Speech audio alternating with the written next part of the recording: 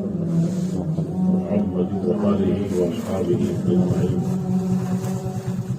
صلاة وسلام عليك يا رسول الله صلاة وسلام عليك يا حبيب الله صلى الله تعالى عليه وآله وأصحابه أجمعين حضور اعلیٰ حضرت امام عشق و محبت امام اہل سنت محقق بریلوی علیہ الرحمۃ الرضوان فرماتے ہیں لحد میں عشق رخ شہ کا داغ لے کے چلے اندھیری رات سونی تھی چراغ لے کے چلے یا رسول اللہ علیہ الصلوۃ والسلام تیرے غلاموں کا نقش قدم ہے راہ خدا وہ کیا بہت سکے جو یہ سراغ لے کے چلے سبحان اللہ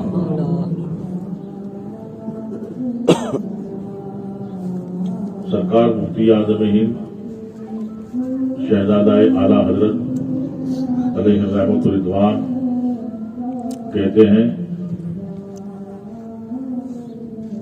کچھ ایسا کر دے میرے کردگار آنکھوں میں کچھ ایسا کر دے میرے کردگار آنکھوں میں ہمیشہ نقش رہے روئے یار آنکھوں میں سبحان اللہ اور حضور وارث علوم اعلیٰ حضرت سرکار تاج الشریعہ علیہ رحمہ فرماتے ہیں زندگی یہ نہیں ہے کسی کے لیے زندگی یہ نہیں ہے کسی کے لیے زندگی ہے نبی کی نبی کے لیے سبحان اللہ حضرات قرآن پاک کی ایک آیت کو آپ کے سامنے تلاوت کرنے کا شرف حاصل کیا ہے اللہ تعالیٰ نے اپنے اس فرمان میں اپنے اس ارشاد میں حتمی قطعی فیصلہ دے دیا کہ اللہ تعالیٰ کے نزدیک اگر کوئی سچا اور پسندیدہ اور دین ہے تو وہ اسلام ہی ہے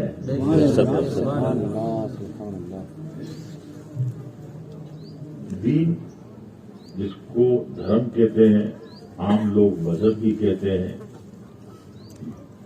جس کا تعلق اللہ تعالیٰ کی ذات سے ہے اور یہ اس لیے اللہ تعالیٰ نے اپنے نبیوں و رسولوں علیہ الصلاۃ والتسلیمات کے ذریعہ سے اپنے بندوں کے بیچ بھیجا تاکہ بندوں کا تعلق اللہ تعالیٰ سے برابر بنا رہے بندوں کے دلوں میں اللہ تعالیٰ کی معرفت رہے بندے اللہ تعالیٰ کی طاعت بجا لاتے رہیں بندوں کا ہر ایک کام اس کی رضا کے لیے انجام تک پہنچے اور بندہ اپنی حیات کے ہر شعبہ میں جو قدم بھی اٹھائے اللہ تبارک و تعالی کی مرضی کے لیے اٹھائے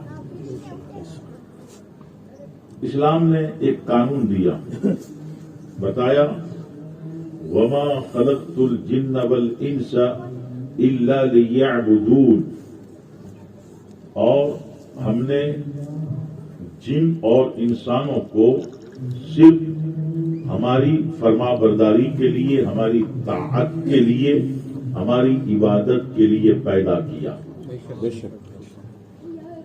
یہاں جنوں کا ذکر ہے انسانوں کا ذکر ہے کیونکہ یہ دونوں مخلوق ایسی ہے کہ جس میں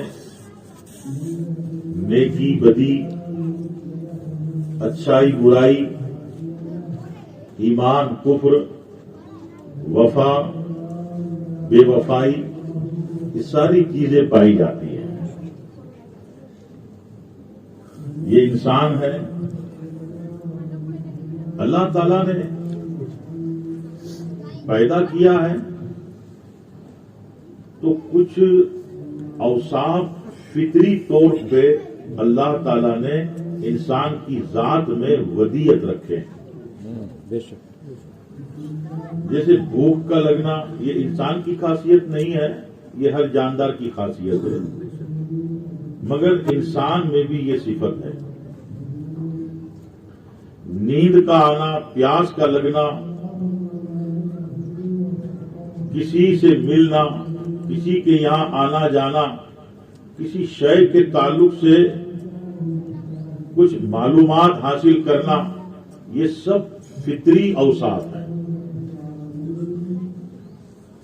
ایسے ہی اللہ تعالیٰ نے جب انسان کو پیدا کیا، جن کو پیدا کیا، تو اپنی عبادت، اپنی طاعت کا جذبہ اس میں پوشیدہ رکھا، پنہا رکھا،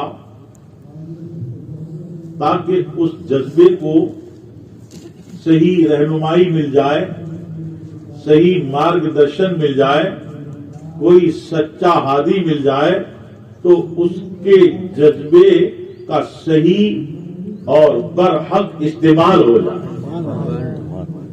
اللہ رب العزت نے یہ پیشانی دی ہے اور اللہ تعالی نے دل دیا ہے. ظاہری وجود میں یہ پیشانی بہت عظمت والی ہے اور جسم کے اندر باطن میں عظمت والی چیز اگر کوئی ہے تو وہ انسان کا دل ہے. اعلیٰ حضرت امام عشق و محبت، امام اہل سنت، مجدد اعظم دین و ملت علیہ رحمت و رضوان فرماتے ہیں، دل ہے وہ دل جو تیری یاد سے معمور رہا، یعنی آباد رہا، بنا رہا، ہرا بھرا رہا، تر و تازہ رہا، تیری یاد میں لگا رہا، تیری یاد سے غافل نہ ہو. یاد کا مطلب اللہ کا ذکر بھی کرے، اللہ سے ڈرے بھی، اللہ کی خاطر، اللہ کی رضا کے لیے جو چیزیں اللہ اور اس کے نبی صلی اللہ تعالی علیہ وسلم نے حرام کی ہیں اس سے بچے، ناجائز کی ہیں اس سے بچے، جن جن چیزوں سے روکا ہے اس سے بچے، جن باتوں سے روکا ہے اس سے بچے، جن برے عقائد سے منع کیا ہے ان برے عقائد سے خود کو بچائے، اپنا عمل اور اپنا عقیدہ اللہ تعالی کی فرما برداری اور اس کی رضا کی خاطر بنائے رکھے تو وہی صاحب دل ہے. دل ہے وہ دل جو تیری یاد سے معمور رہا اور سر ہے وہ سر جو تیرے قدموں پہ قربان گیا. یا رسول اللہ علیہ الصلوۃ والسلام، یہ سر ہے کہ اگر عبادت کی نیت سے جھکتا ہے تو رب کی بارگاہ میں اور محبت کے لیے، سر فروشی کے لیے آگے بڑھتا ہے تو پیارے آقا آپ کے قدموں پہ یہ سر نچھاور کرنے کے لیے آگے بڑھتا ہے. سر ہے وہ سر جو تیرے قدموں پہ قربان گیا. حضرات میں یہ عرض کر رہا تھا کہ انسان کی جو رچنا ہوئی ہے، کریٹ کیا خالق کے کائنات نے، تو کچھ بھاونائیں اور کچھ جذبات اور کچھ اس کی آرزو و تمنا کو اللہ نے پوشیدہ رکھا. اب اس کو بروئے کار لانے کے لیے پہلے کچھ پروسیجر کی جائے گی. علم دیا جائے گا، عرفان دیا جائے گا، تربیت دی جائے گی، تعلیم دی جائے گی، ہدایت دی جائے گی، تب وہ جذبہ عبادت تکمیل تک پہنچے گا. ورنہ اگر کیونکہ شیطان نے اللہ تعالی کی بارگاہ میں یہ کہا تھا کہ میں اولاد آدم کو گمراہ کروں گا،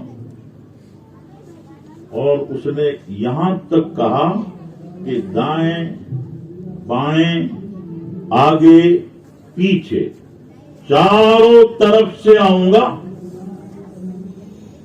اور کہا کہ ضرور میں اولاد آدم علیہ السلام کو گمراہ کرنے کے لیے تیرے سیدھے رستے پہ آ کے بیٹھوں گا. کہاں آ کے بیٹھے گا؟ صراط المستقیم. آدم علیہ السلام کو گمراہ کرنے کے لیے، بے دین کرنے کے لیے، تجھ سے مخالف اور تیرے نبیوں سے مخالف بنانے کے لیے میں تیرے سیدھے راستے پہ آ کے بیٹھوں گا. یہ بات بہت قابل غور ہے. اس نے یہ نہیں کہا کہ شراب کھانے میں آ کے بیٹھوں گا، سنیما میں آ کے بیٹھوں گا. یہ نہیں کہا کہ جسم فروشوں کے کوٹھے پہ آ کے بیٹھوں گا. یہ نہیں کہا کہ قزاق اور لٹیروں کی ٹولی میں آ کے بیٹھوں گا. یہ نہیں کہا کہ دھوکہ فریب دینے والوں کے درمیان آ کے بیٹھوں گا. بیٹھنے کے لیے کسی چیز اور جگہ کا انتخاب کیا تو کس چیز کا انتخاب کیا؟ صراط المستقیم، سیدھا رستہ، دین کا رستہ، اسلام کا رستہ. یعنی جو اسلام کے شعائر ہے، آئیڈینٹی ہوتی ہے اسلام کی، شناخت ہوتی ہے اسلام کی. مسجد ہے، یہ اسلام کی شناخت ہے. مزار ہے، خانقاہ ہے، مدرسہ ہے، مجلس ہے، درسگاہ ہے، یہ کیا ہے؟ شعائر اسلام ہے. تو شیطان نے کہا میں ایسی جگہ آ کے بیٹھوں گا. اس کا مطلب کہ یہ ہادی کی صورت میں آئے گا، معلم کے لباس میں آئے گا، مدرس کی صورت میں آئے گا، خطیب کی شکل میں آئے گا. یہ پیر بن کے بھی آئے گا، یہ مصنف بن کے بھی آئے گا، یہ مفتی بن کے بھی آئے گا، یہ مدرسے کا بانی بن کر کے بھی آئے گا. اور مقصد کیا ہے؟ اولاد آدم کو گمراہ کرنا. مدرسے پہ بیٹھ کے گمراہ کرنا، مسجد میں بیٹھ کے گمراہ کرنا. یہ بات آسانی سے ذہن میں آنے والی نہیں ہے، آسانی سے ذہن میں اترنے والی نہیں ہے. اس کو سمجھنا ہے تو قرآن ہی سے سمجھو. اس کو ذہن میں بٹھانا ہے تو قرآن ہی کا سہارا لو. اللہ تبارک و تعالیٰ نے پہلی بات یہ ہے کہ قرآن اپنے حبیب صلی اللہ تعالی علیہ وسلم پر کیوں اتارا، کس لیے نازل کیا، قرآن کے نزول کی بنیادی وجہ کیا ہے. تو آپ آسانی سے جواب دے سکتے ہیں. آپ قرآن ہی کی بولی میں کہہ سکتے ہیں ہدی للناس. یہ قرآن سارے انسانوں کے لیے ہدایت کی خاطر اتارا گیا ہے، ہدایت کے لیے نازل ہوا ہے. مگر اب قرآنی آیات کا جائزہ لو، قرآنی فرامین کو غور سے دیکھو.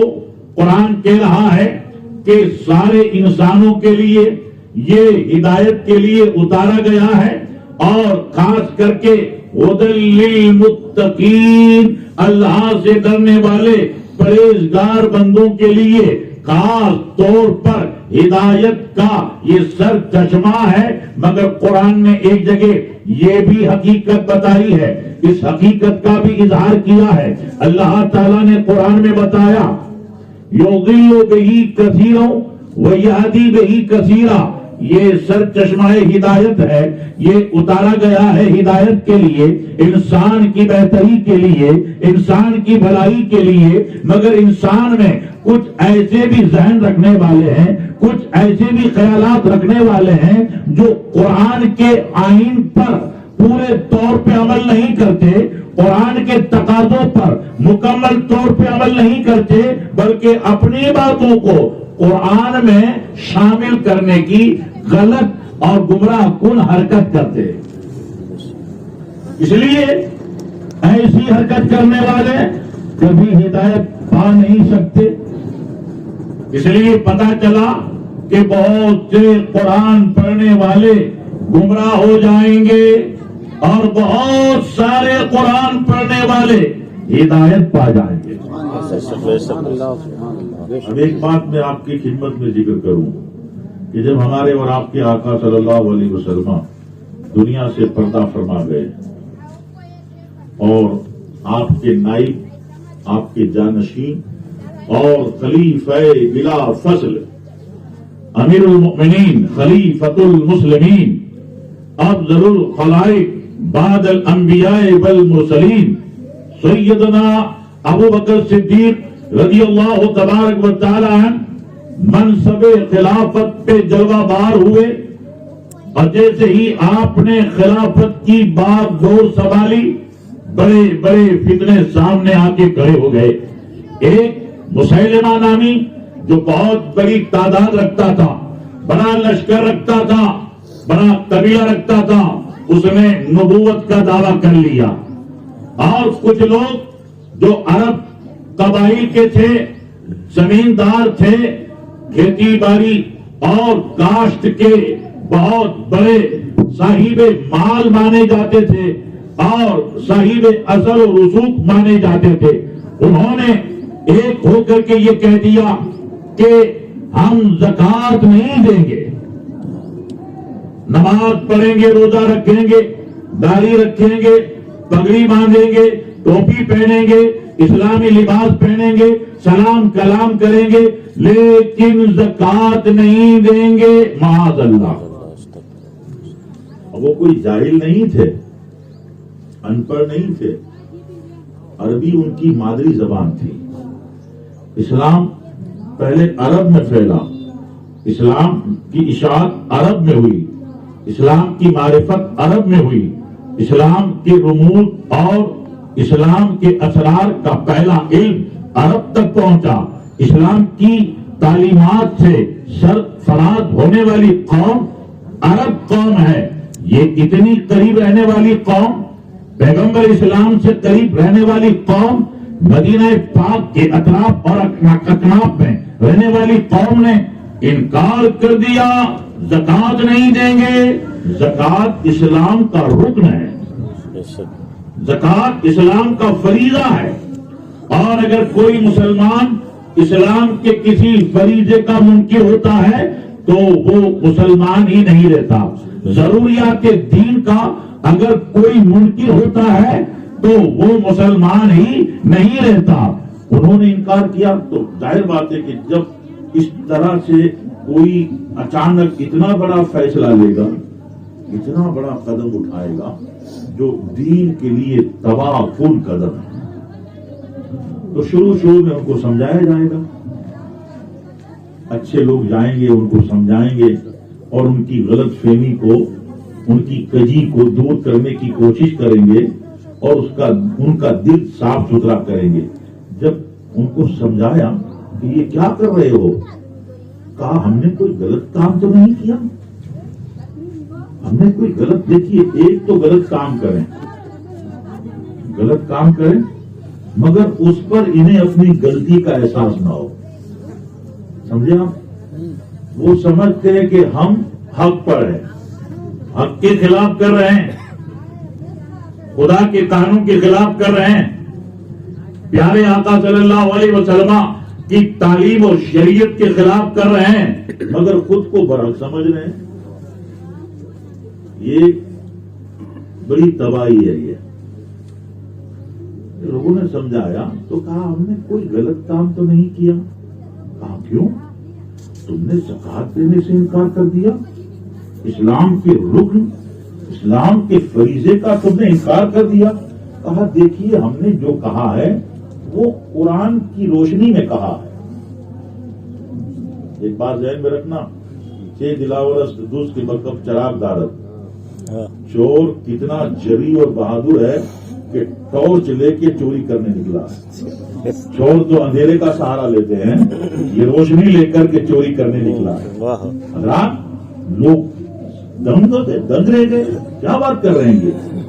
یہ انکار زکوٰۃ، ضروریات دین کا انکار، رکن اسلام کا انکار، اور دلیل قرآن سے لا رہا ہے۔ کہا ہاں دیکھیے قرآن میں جو زکوٰۃ کے فریضے کا حکم ہے وہ پڑھیے. خذ من اموالہم صدقہ. اللہ تعالیٰ نے اپنے حبیب صلی اللہ علیہ وسلم کو سمبوت کر مخاطب کر کے ارشاد فرمایا، اے میرے نبی صلی اللہ علیہ وسلم، ایمان والوں کے مال سے زکوٰۃ وصولیے. کہا دیکھیے دھیان سے پڑھیے، اللہ نے کس سے کہا؟ کون مخاطب ہے؟ کس کو سمبودا اللہ نے؟ خذ من اموالہم صدقہ. اے نبی صلی اللہ علیہ وسلم، ایمان والوں کے مال سے زکوٰۃ وصولو. کہا جب تک نبی تھے تو یہ حکم بھی باقی تھا، اب نبی نہ رہے تو یہ حکم بھی نہ رہا، کیونکہ حکم نبی سے ہے، کسی غیر سے نہیں ہے. اب نبی نہ رہے. دیکھیے شیطان نے کہا کہ میں تیرے سیدھے راستے پہ بیٹھوں گا. یہ شیطان کا فریب، گمراہ. مگر امیر المومنین خلیفۃ المسلمین پے کرے رضا الہی، پے کرے عشق مصطفیٰ جان رحمت. قرآن نے جس کی خوبیوں کو بیان کیا اور ہمارے آقا نے جس کی فضیلت و بزرگی کا ذکر کیا، ابو بکر صدیق رضی اللہ تعالی عنہ نے فرمایا کہ حکم جو نبی کو ہے ایسے ہی احکام دوسرے ہیں. جیسے اقیموا الصلاۃ وآتوا الزکاۃ کا اور آیتوں میں بھی تو ہے. مسلمانوں کو کہا گیا اے ایمان والو نماز قائم کرو، اے ایمان والو اپنے مال کی زکات دو. کا ایک آیت کو مانتے ہو ایک کو نہیں مانتے. یہ طریقہ یہودیوں کا ہے. اور یہودی کون ہے؟ قرآن نے جن کی نشاندہی کی یہ مغضوب ہیں، غیر المغضوب علیہم ولا الضالین.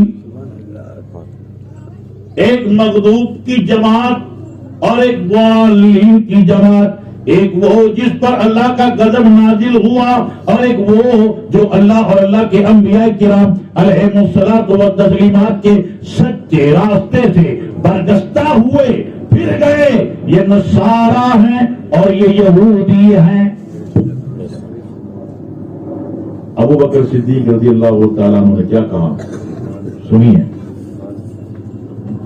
دلیل سے بھی سمجھایا، بحث سے بھی سمجھایا، گفتگو سے بھی سمجھایا. جب دیکھا کہ ان کا تیور سمجھنے کے لائق نہیں ہے تب ابو بکر صدیق نے کہا قسم خدا کی اب یہ ابو بکر کا فیصلہ،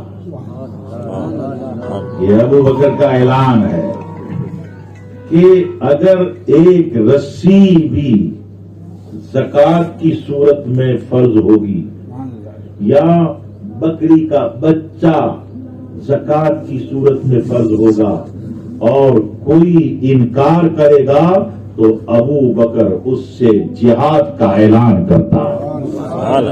اللہ اکبر. دین کے معاملے میں کسی کو رعایت نہیں دی جائے گی، اور دنیاوی معاملہ ہو سماجی معاملہ ہو تو لیٹ گو کر سکتے ہیں، درگزر کر سکتے ہیں، مگر قسم خدا کی مذہب اہل سنت والجماعت کے خلاف، اعلیٰ حضرت رضی اللہ تعالیٰ عنہ کے مسلک کے خلاف کوئی طاقت سر اٹھائے گی تو ہم سمجھائیں گے، ہم ہاتھ جوڑیں گے. اگر نہیں سمجھیں گے تو پھر ابو بکر صدیق نے ہم کو راستہ دے دیا. واہ واہ سبحان اللہ. انشاءاللہ تعالی مسلک و مذہب پہ انشاءاللہ آنچ نہیں آنے دیں گے. اور وہ شخصیات جس سے مذہب پہچانا جاتا ہے، جس سے مسلک کی شناخت ہوتی ہے، اعلیٰ حضرت کی وہ ذات ہے جس سے مذہب پہچانا گیا، مفتی اعظم ہند کی وہ ذات ہے جس سے مذہب پہچانا گیا، حجت الاسلام کی وہ ذات ہے جس سے مذہب پہچانا گیا، حضور تاج الشریعہ کی وہ ذات ہے جس سے مسلک پہچانا گیا، حضور محدث کبیر کی وہ ذات ہے جس سے مسلک کی پہچان ہوئی. اور ان کے خلاف اگر کوئی خبتی ذہن بنائے گا تو پھر ہمارا راستہ وہی ہوگا جو ابو بکر صدیق کا راستہ. انشاءاللہ. حضرات سوچئے، بات بہت ڈیٹیل وائز ہو گئی ہے، یہ ٹاپک دھیرے دھیرے بہت پھیل گیا. سمٹو. اللہ نے ہم کو اور آپ کو اپنی عبادت و طاعت کے لیے پیدا کیا اور اپنے حبیب صلی اللہ علیہ وسلم کی غلامی کے لیے پیدا کیا. تو ہمارا آپ کا فریضہ ہے. اللہ نے قرآن میں فرمایا ان تنصروا اللہ ینصرکم، اگر تم اللہ کے دین کی مدد کرو گے، اللہ تعالیٰ کے احکام کی فرما برداری کرو گے، اگر تم اسلام کی تعلیم پہ چلو گے، اگر تم اللہ کے دین سے وفا کرو گے تو اللہ وعدہ کرتا ہے اللہ ہر حال میں تمہاری مدد کرے گا. تو ذہن سے یہ بات نکال دو.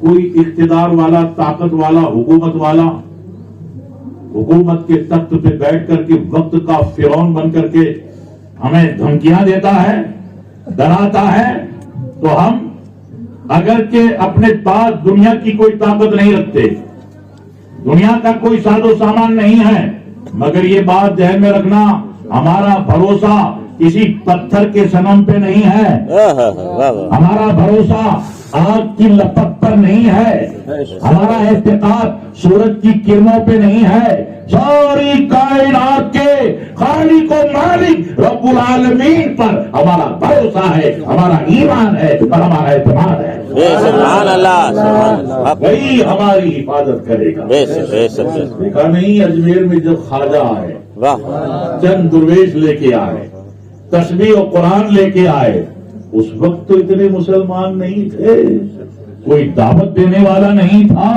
کوئی مرید ہونے والا نہیں تھا، کوئی بلانے والا نہیں تھا، مگر اللہ اللہ غریب نواز کا عقیدہ دیکھو، غریب نواز کا ایمان دیکھو، غریب نواز کا توکل باللہ اور تعلق باللہ دیکھو. آ گئے غیروں کی زمین پر اور اللہ اللہ جب طاقت نے آنکھ دکھائی، اقتدار نے ڈرایا، تو غریب نواز نے بھی اسلام کی صداقت کی ایک جھلک دکھائی. سبحان اللہ. کون طاقت غریب نواز کو روک سکی اس زمانے میں، اور کون آج غریب نواز کے مشن کو روک سکتا؟ بے شک بے شک. تیرا دیار ہے دار السلام یا خواجہ، تجلیاں نئی صبح و شام یا خواجہ. ہم خواجہ کی شفقتوں اور رحمتوں کے سائے کے نیچے رہتے ہیں. ہم لاوارث نہیں ہیں، ہمارا ولی اس ملک میں غریب نواز ہے، ہمارے وارث نامدار اس ملک میں غریب نواز ہے. اس ملک میں ہمارا نگہبان معین الدین چشتی اجمیری سنجری. یہ حوصلہ رکھو، ہمت رکھو. بس یہ ہے کہ اللہ اور اللہ کے رسول کو راضی رکھو، اپنے غلط کام سے انہیں ناراض نہ کرو، اپنی غلط سوچ سے انہیں ناراض نہ کرو، اپنے غلط طور و طریقہ سے انہیں ناراض نہ کرو. میرے دوستو، اگر انہیں راضی کریں گے تو انشاءاللہ وہ بھی ہمارے لیے قدم قدم گام گام پہ رضامندی کے اسباب پہ. سبحان اللہ. جی محمد سے وفا سنے تو ہم تیرے ہیں، جہاں کیا چیز ہے لوح و قلم تیرے ہیں. دوستو